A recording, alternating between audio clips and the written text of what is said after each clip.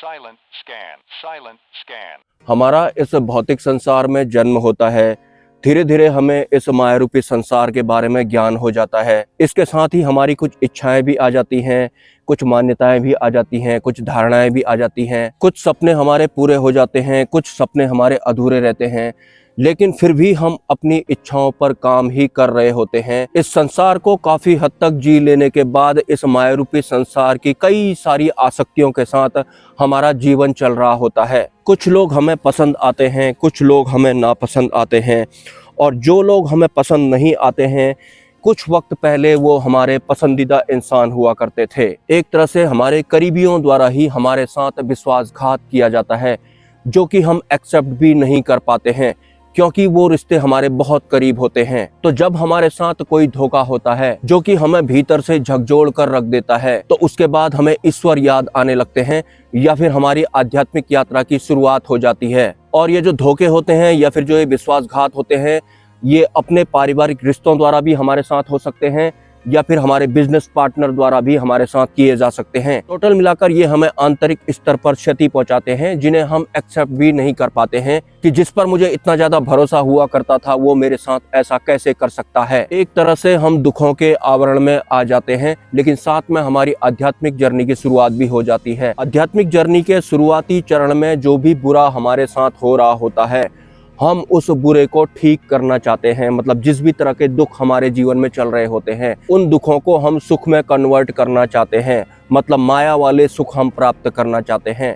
इसी बीच में हमें यह भी पता लगता है कि अगर आप ईश्वर के मार्ग पर चल रहे हैं, तो आपको पूर्ण रूप से समर्पण करना होता है। लेकिन जो दुख हमारे साथ में चल रहे होते हैं, थोड़ा बहुत सुख अगर हमारी जिंदगी में आ जाते हैं, तो फिर वो माया वाले सुख हमारे अंदर एक आसक्ति बना लेते हैं कि शायद जो भी बुरा मेरे साथ में हुआ था वो ठीक हो जाएगा, या फिर जिन भी लोगों ने मेरे साथ गलत किया था वो मुझसे माफी मांगेंगे, या फिर उन्हें अपनी गलती का एहसास होगा। कुछ इस तरह का मनोभाव शुरुआती चरण में एक आध्यात्मिक इंसान का होता है। बहुत कुछ इस संसार में जी लेने की वजह से हमारा अपना भी एक स्वभाव होता है।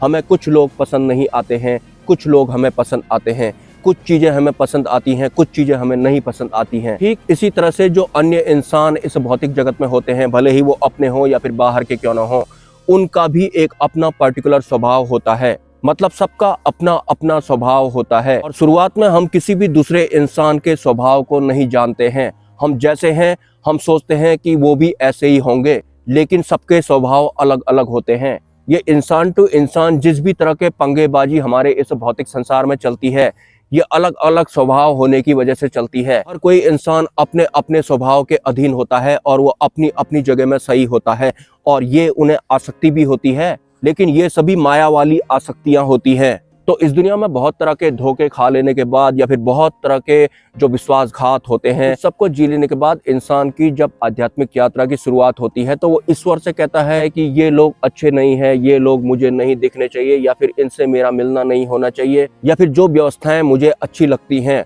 वो व्यवस्थाएं मेरे साथ में होनी चाहिए, जो व्यवस्थाएं मुझे पसंद नहीं है वो व्यवस्थाएं मेरे साथ में नहीं होनी चाहिए। कुछ इस तरह से जो एक आम इंसान होता है, वो ईश्वर से कह रहा होता है। उसे नहीं पता होता है कि वो सिद्धि मार्ग में है या फिर वो मुक्ति मार्ग में है। वो बस दुखों से परेशान हो जाता है, तो वो ईश्वर से बोल रहा होता है। लेकिन देर दुरुस्त अगर उस इंसान को काल कर्म माया के अलावा एक अन्य आवरण के बारे में पता लगता है, जिसे कि ब्रह्म का आवरण कहते हैं, तो परमात्मा के उस वास्तविक आवरण का ज्ञान होने के बाद भी माया वाले आवरण की बहुत सारी आसक्तियां उसके अंतकरण में बैठ जाती हैं। लेकिन समर्पण ना तो वो सिद्धि मार्ग में कर रहा होता है, ना ही वो मुक्ति मार्ग में कर रहा होता है। उसकी इस माया वाले संसार में आसक्ति भी होती है, और परमात्मा में आसक्ति भी होती है। जबकि परमात्मा वाला जो आवरण होता है, उसका संचार अगर हमारे भीतर हो जाता है, माया वाली बहुत सारी आसक्तियां होने के बाद जिस हिसाब से भी हम इस भौतिक जगत में ट्रीट कर रहे होते हैं, आंतरिक स्तर पर उसके बाद हम वैसे नहीं रहते हैं, क्योंकि परमात्मा का आवरण एक अलग आवरण होता है। जैसे कि मुझे एक कमेंट आया था कि आप कहते हैं कि मृत्यु के वक्त आपको किसी भी कीमत पर अपने माता पिता को भी याद नहीं करना है, आपको सिर्फ परमात्मा को याद करना है। मेरे माता पिता अज्ञानी हैं, बूढ़े हैं, कमजोर हैं, या फिर श्रापित बुद्धि वाले हैं। मुझे तो ज्ञान हो गया है, लेकिन मेरे माता पिता तो अज्ञानी हैं। मैं उनको इस हाल में कैसे छोड़ दूं? अगर मैं अपने बूढ़े माता पिता को उनके हाल पर छोड़ देता हूं, तो ये तो कायरता होगी। हालांकि जो कायरता होती है वो भय का ही एक अंश होता है। मैं माया वाले भय की बात कर रहा हूँ। मैं माया वाली आसक्ति की बात कर रहा हूँ। हमें अपने परिवार को या फिर अपने माता पिता को वैसे नहीं भूलना पड़ता है जिस तरह का भूलना ये माया वाले आवरण में चलता है। माया वाले आवरण की वजह से ही आप इस तरह का सोच पा रहे हैं। आप परमात्मा वाले आवरण में होंगे तो आप इस तरह से नहीं सोच पाएंगे। वो एक अलग संचार होता है। माता पिता को या फिर परिवार को छोड़ना नहीं है। माया वाली जो भी आसक्तियां होती हैं हमारे रिश्तों के प्रति या फिर परिवार के प्रति, फिर हमारे इस भौतिक जगत में जिस भी तरह के विषय चलते हैं, उन आसक्तियों से हमें छुटकारा पाना होता है। ये हमारे माता पिता हैं, ये हमारे परिवार हैं, ये सब माया वाले हैं, अज्ञानी हैं या फिर ये श्रापित बुद्धि वाले हैं, तो मैं इनको नहीं जानता हूँ। मैं मृत्यु के वक्त इनको याद ही नहीं करूंगा। वो याद न करना ये बुद्धि वाला याद न करना नहीं है, वो इन माया वाली आसक्तियों से ऊपर उठने वाली एक व्यवस्था है। परमात्मा का आवरण बिल्कुल अलग होता है। अगर आप ब्रह्म के आवरण में आ जाएंगे तो आप ऐसा नहीं सोच पाएंगे जैसा आप सोच रहे हैं। आपको अपने माता पिता को या फिर अपने परिवार को तुच्छ नहीं समझना है। ब्रह्म के आवरण से अगर हम कनेक्ट हो जाते हैं तो इस माया वाले संसार में हम गुनाहगार नहीं बन जाते हैं। इतने कच्चे लेवल का नहीं होता है परमात्मा का जो वास्तविक आवरण होता है। परमात्मा की आसक्ति एक अलग आसक्ति होती है, एक अलग संचार होता है, एक अलग आवरण होता है, एक अलग आनंद होता है। और काल कर्म और माया के बीच में जिस भी तरह की आसक्तियां होती हैं, भले ही वो रिश्तों वाली हो या फिर किसी अन्य प्रकार की हो, वो अलग होती है। वो बुद्धि और मन को महसूस होने वाली होती है। माता पिता को माता पिता मानने से इनकार आपको नहीं करना है। माता पिता वैसे ही रहेंगे, आपको उनकी सेवा भी करनी है। लेकिन अब आपके भीतर काल कर्म और माया वाली आसक्ति नहीं, परमात्मा वाली आसक्ति का संचार हो चुका है। आपको काल कर्म और माया के आवरण में जिस भी तरह की व्यवस्थाएं होती हैं या फिर रिश्तों का भास होता है, उसका बोध आपको हो चुका है। वो बोध ऐसा नहीं होगा कि आपको आपके असली माता पिता के ही खिलाफ कर देगा। और पहले आपको अपनी अंतरिम जागृति करनी है, उसके बाद जाकर आप अपने माता पिता या फिर किसी अन्य का कल्याण कर पाएंगे। पहले आपको अपने ऊपर काम करना है।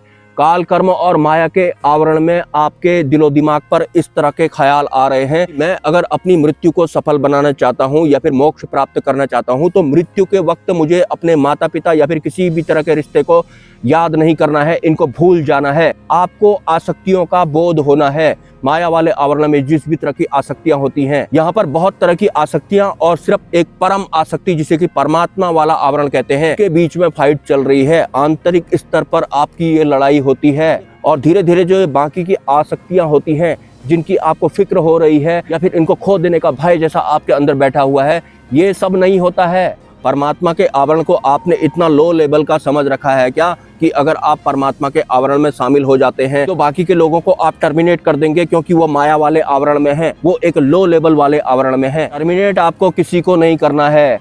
आपको माया के आवरण में जितनी भी आसक्तियां होती हैं उसका बोध आपको होना है। सबसे पहले आपको अपने ऊपर काम करना है, बाकी का कल्याण आप बाद में करेंगे।